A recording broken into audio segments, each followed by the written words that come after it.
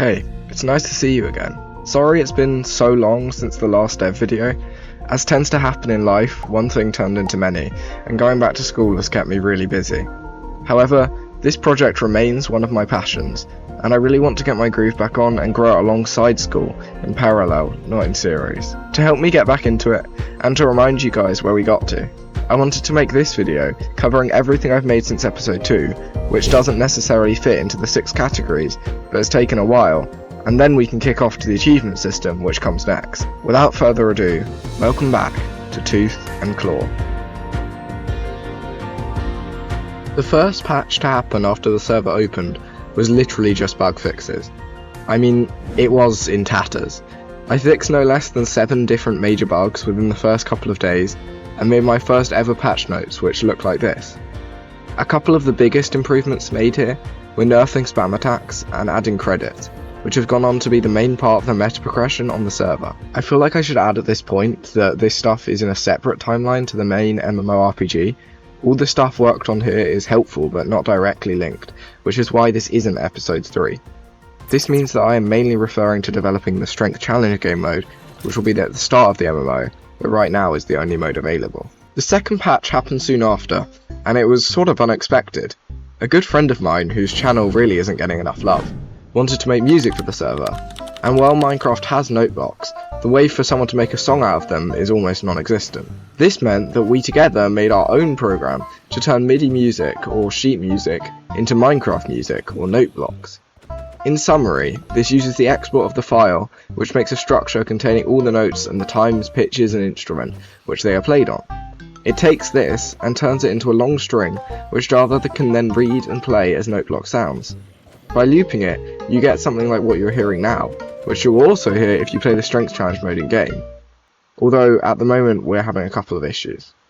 I might do a longer video on how this worked in the future, but it was definitely a cool and unexpected feature. Patch 3 was very simple, but it led to a lot of competition. I added a leaderboard into the lobby, which uses the new-ish text display entities to show the top 10 credit holders in the server. I then created a tournament for people to win real-world prizes of more than £35, I know, but more on the winners of that later, who I still need to pay out. Right, Patch 4. This is when the development of the server really started ramping up. Besides the obligatory tiny bug cleanups, one big change was added. A shopkeeper who would sell permanent upgrades, allowing me to push meta progression to a whole new level. The code behind this is a little disgustingly hard-coded, but trust me, it's better now, and the UI looks really nice in my opinion. It's also the first time we have a sort of NPC in the game, but that just required a detection of the player clicking a villager. Patch 5 was equally epic. Hopefully you can see how there's a major theme for each patch now, and this one was multiplayer. The multiplayer system is actually a bit more complex and worth talking about, because it came with a party system.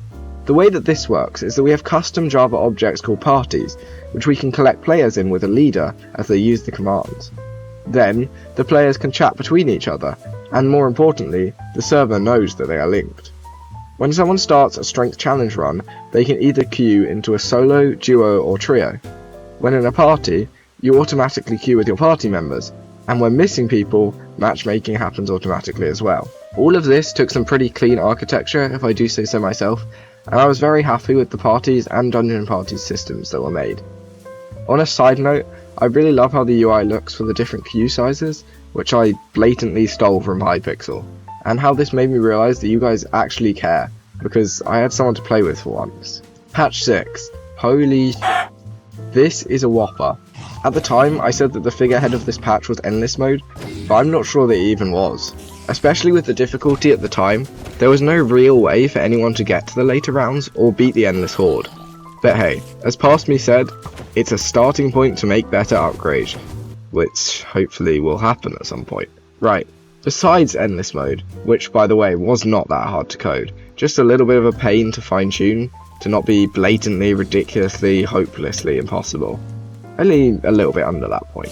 We also had a new map as a result of a collaboration which may or may not have unofficially died in the time it took me to have a break and make this video. Anyway, while it was alive, TSM Studios, who I will also link, made this map. Yeah, I know. Everyone was glazing them, including me, because it looks pretty, while I spent like 3 hours making boilerplate code for the endless mode in the same update, and it looks like I spat my spaghetti from my little toddler mouth and made something that anyone could make. Anyway, I digress, it looks epic. I'm so happy the project finally has a nice looking lobby area, and maybe a nice looking arena if I can convince them to come back. Coming soon, I hope. Finally, we got sound effects, and my god they are nice. Like, just listen. And you have to find the 100 credit drop on your own. Wait, I never told you, I introduced gambling. Well, it's what all the cool kids are doing. Instead of just gaining credits for completing a round, I thought, fuck it. Let's try some dopamine receptors, which are already half-baked like my dad's jacket potatoes, and shove in the slot machine addictive hit of getting an RNG's section of credits every time you kill a mob. I like it.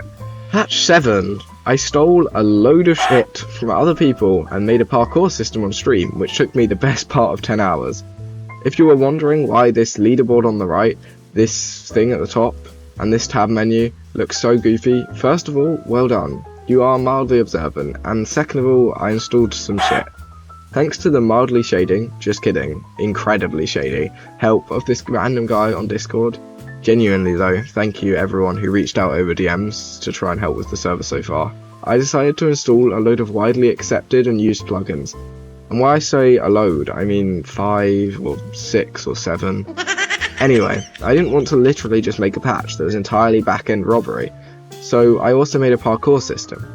This means you can die again and again, without having to roll your Sisyphean looking ass up the hill to get to the start again.